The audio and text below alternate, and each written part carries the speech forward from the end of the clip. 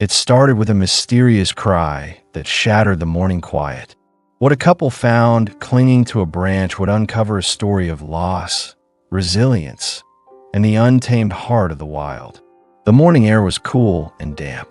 Mist hung over the rolling hills of Northern California. It clung to the tall redwood trees at the edge of Sarah's property. Sarah stood on her back deck. She held a warm mug of coffee. It was her favorite time of day. The world was quiet. The sun was not yet fully awake. Only the birds were singing their first songs of the morning. But this morning was different. A strange sound cut through the peace. It was a thin, high-pitched cry. It sounded desperate. It sounded like a baby crying. Sarah froze. Her coffee mug stopped halfway to her lips. She listened. The sound came again. It was filled with fear and loneliness. Her heart started to beat faster. She set her mug down on the railing of the deck. "Mark," she called into the house. "Mark, come out here. Something is wrong." Her husband, Mark, came to the sliding glass door. He was still in his pajamas.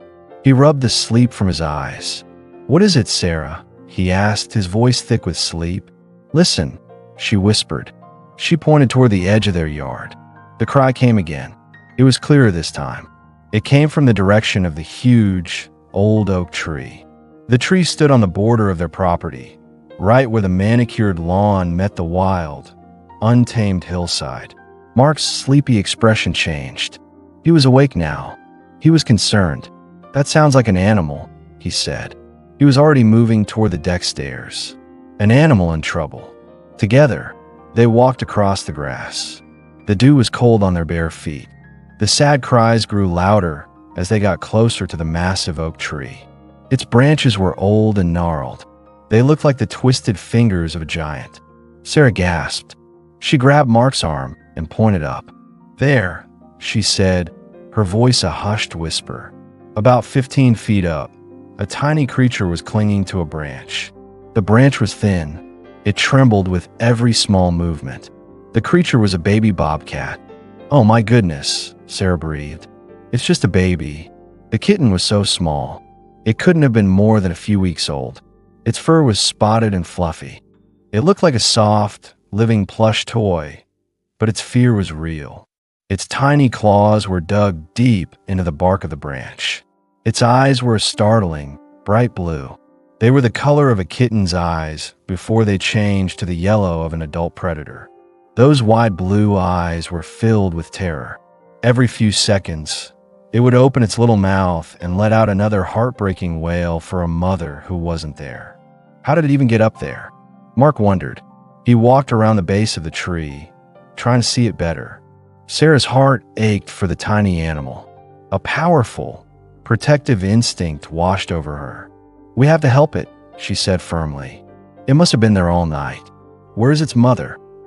They searched the area with their eyes. They looked into the dense bushes on the hillside. They scanned the shadows under the other trees. There was no sign of an adult bobcat. The sky was getting lighter. The sun was beginning to rise. With the new light came a stark realization. This tiny creature was completely alone. It was scared, and it was in desperate need of help. "I'll call the Wildlife Rescue Center," Sarah said. She was already walking quickly back to the house to get her phone. The local center, Wild Paws, would know what to do. But it was early. It was only 6:45 in the morning. A recorded message answered her call. It told her the office would not open until 8:30 a.m. "They're closed," she told Mark when she returned to the yard. He was standing under the tree, looking up at the kitten. He stood there as if his presence alone could offer some comfort. "Try the County Humane Society," he suggested. "They should have an emergency number." Sarah's fingers moved quickly over her phone screen. She felt a wave of relief when a real person answered. It was an on-call animal control officer named Mike. He listened patiently as Sarah explained the situation. "A bobcat kitten, you say?" Officer Mike's voice was calm and steady. "How high up is it?" "About 15 feet, Sarah said. "It won't stop crying. I think it's been there for a long time." There was a short pause on the other end of the line. "Normally, we would advise you to wait," the officer said. "The mother often comes back. But if the kitten is clearly in distress and has been there overnight. That changes things. He paused again. Do you have a pet carrier? Yes, we do, Sarah said. Our daughter's cat passed away last year. We kept all of her things. Good, Officer Mike said. Now, this might sound a little crazy, but if your husband is comfortable, he might be able to rescue the kitten himself. A bobcat kitten that young is not very dangerous, but he will absolutely need heavy-duty gloves. Leatherwork gloves would be best. What should he do? Sarah asked, her pen ready to write down instructions. The technique is to grab it firmly by the scruff of the neck, the officer explained. It's the same way a mother cat carries her babies. It causes an instinctive reaction. They usually go limp. It's the safest way to handle them. Sarah relayed the instructions to Mark. He looked from Sarah's hopeful face up to the crying kitten on the branch. His expression was a mix of determination and worry. I can do that, he said. I'll need the big ladder from the garage. The next 20 minutes were a rush of activity. Mark pulled their tallest extension ladder from the garage. He found his thickest pair of leatherwork gloves. Sarah found the old pet carrier.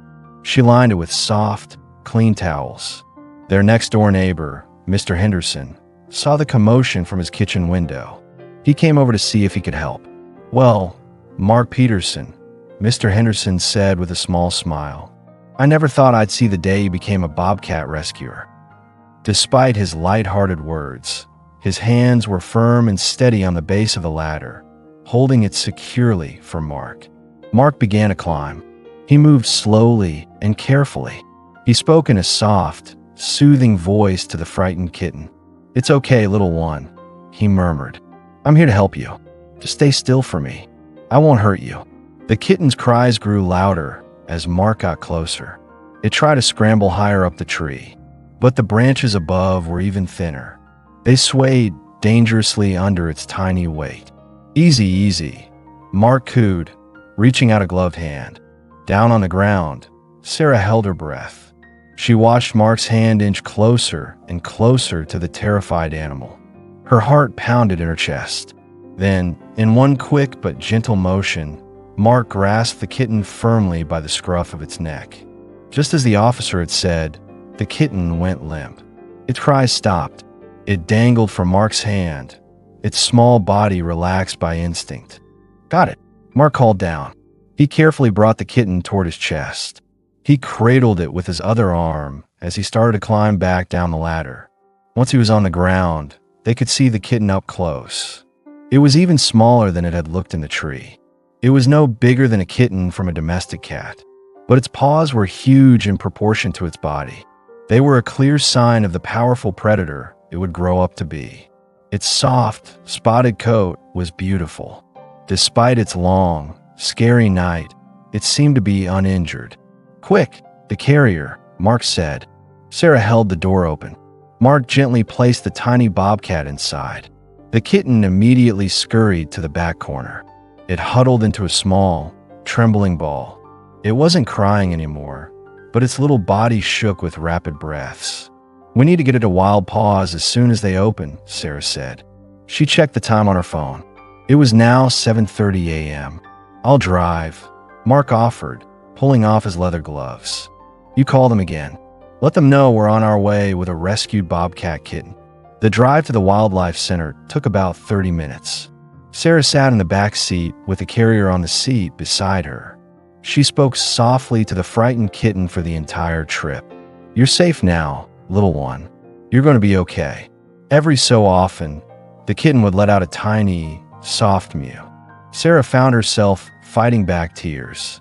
How did this tiny, perfect creature end up all alone in their tree? What terrible thing had happened to its mother? They arrived at the Wild Paws facility just as the staff were opening for the day. Dr. Eva Reed, the director of animal care, met them at the door.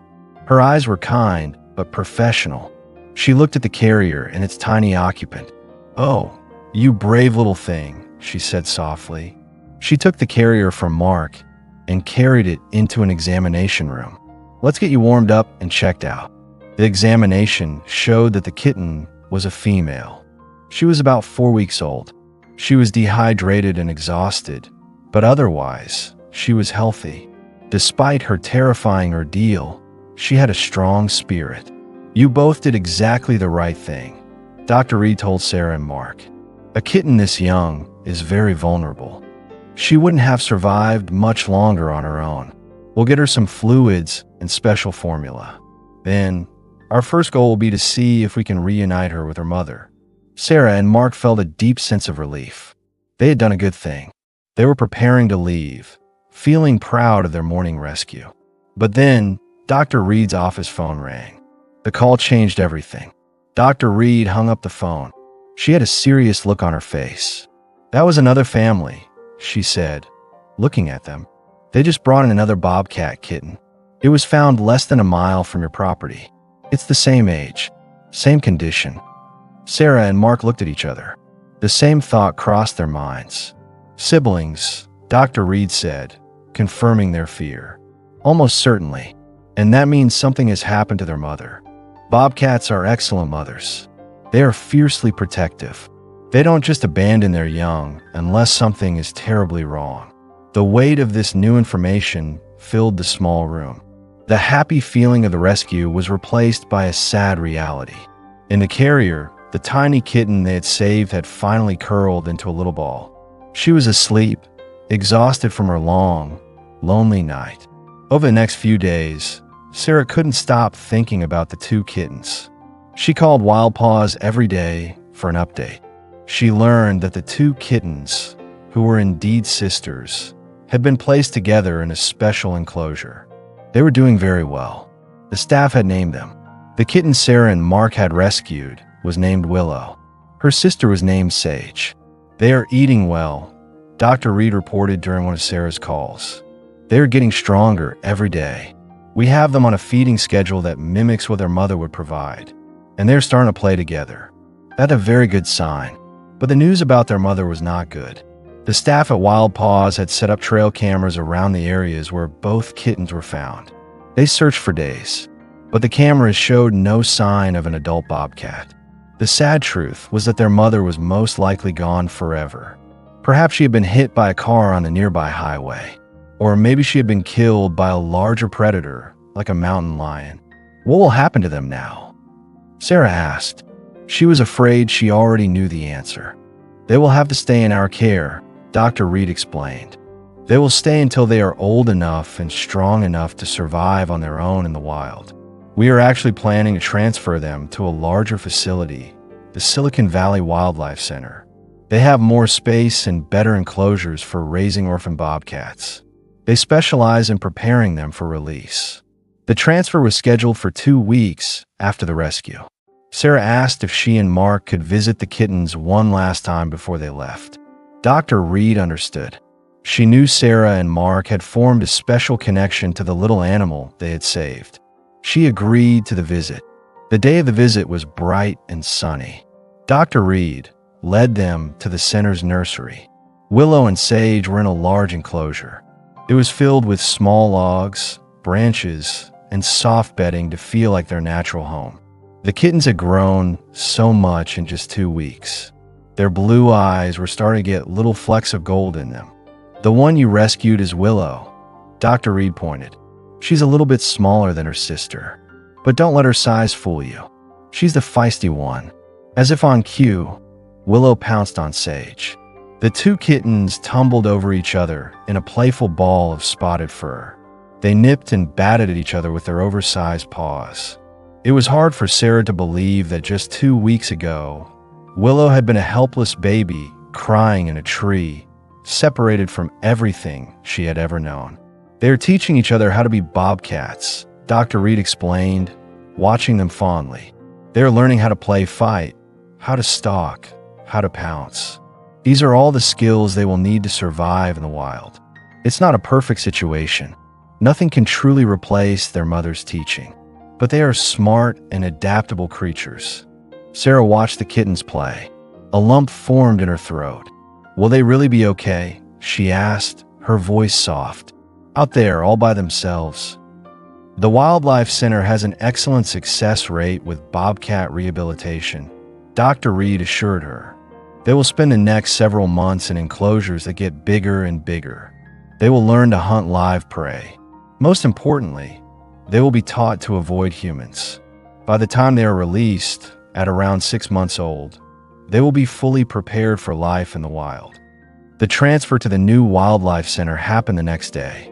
Sarah and Mark were not there to see it, but Dr. Reed called to let them know it had gone well. The kittens had traveled safely and were already busy exploring their new, larger home. Over the next few months, Sarah followed their progress through the Wildlife Center's newsletter. Willow and Sage were thriving. They grew stronger and wilder with each passing week. The center posted photos online. Sarah would watch them for hours. The pictures showed the kittens growing from playful babies into sleek, young predators. Their baby spots began to fade as their tawny, adult coats grew in.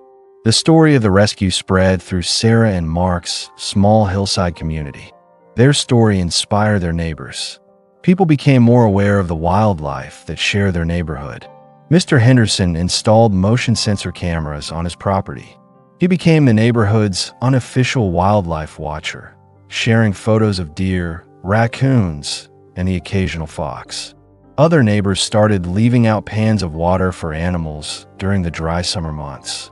They also became more careful about keeping their small pets indoors at dawn and dusk, which were the times bobcats were most active. 5 months after the rescue, in the crisp air of early September, Sarah received a phone call. It was the call she had been waiting for, the one she both anticipated and dreaded. Willow and Sage are ready for release. A voice from the Wildlife Center said, "We wanted to invite you and your husband to be there. After all, you saved Willow's life."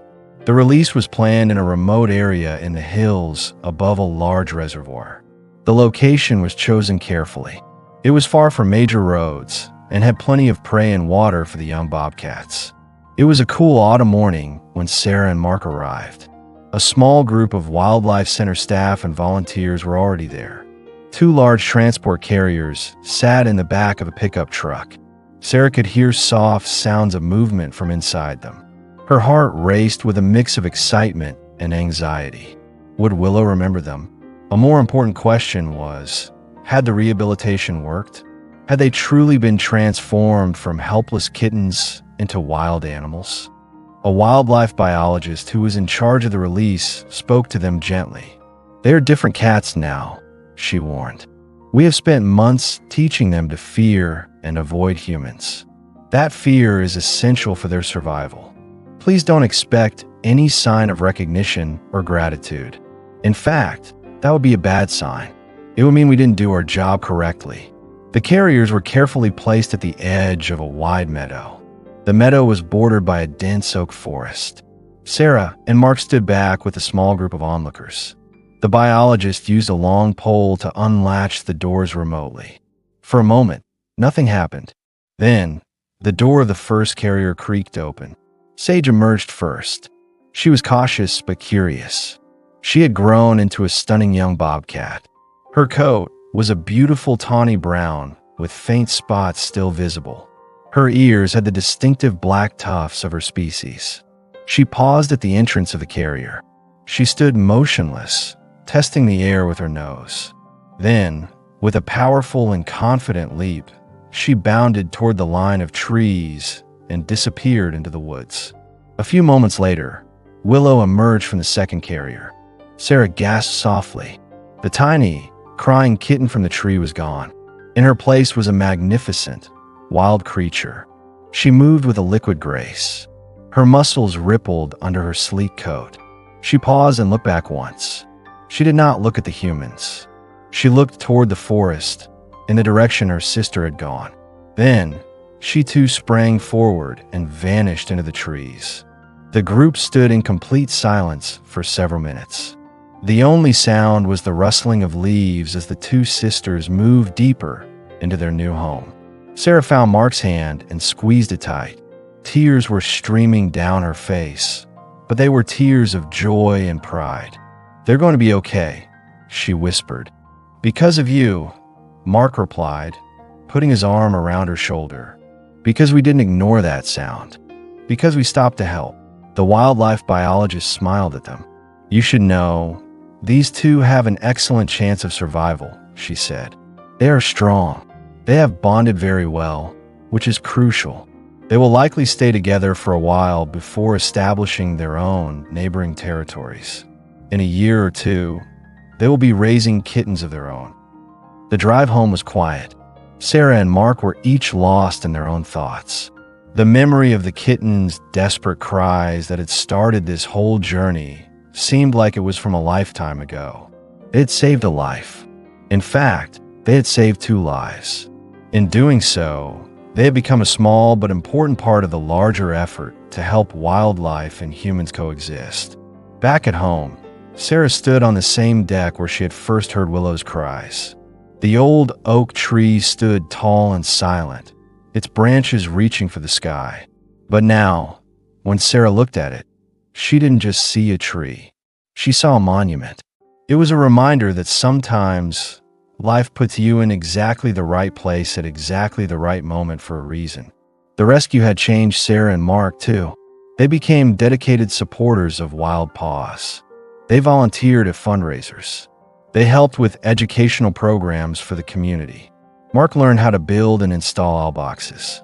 He put them up around their property to provide safe nesting sites for barn owls, which helped control the rodent population naturally. Sarah joined a local wildlife tracking team. She learned how to identify animal tracks and scat. She began to understand the secret lives of the creatures that shared the hills around their home. A year later, almost to the exact day of the rescue, Sarah was on her deck again with her morning coffee. A movement at the edge of the woods caught her eye. A bobcat emerged from the trees. It padded silently and gracefully across their yard. It was impossible to know for sure, but the cat looked young. It had a lean, athletic build that reminded her so much of Willow. The bobcat paused near the base of the old oak tree. It looked up, right at the branch where Sarah had first seen a tiny, crying kitten. It held its gaze for a long moment. Then, it turned and continued on its way, disappearing back into the morning mist like a beautiful ghost. Sarah didn't call out. She didn't move. She simply stood there, her coffee growing cold in her hands. A profound sense of gratitude washed over her. It was a reminder that the most meaningful connections are sometimes the ones that set something free. The tiny kitten they had pulled from a tree had returned. She had not returned as a pet or a friend to be tamed. She had returned as what she was always meant to be, a wild, free, and fierce creature, living life on her own terms. She was a testament to the power of human compassion and the incredible resilience of nature. And in the end, that was the most beautiful part of the entire story. It wasn't just that a family had saved a baby bobcat. It was that in doing so, they had reconnected with something essential. They had become part of a community of people working to ensure that the wild heart of their world continued to beat, strong and untamed. One rescue, one release, one precious life at a time.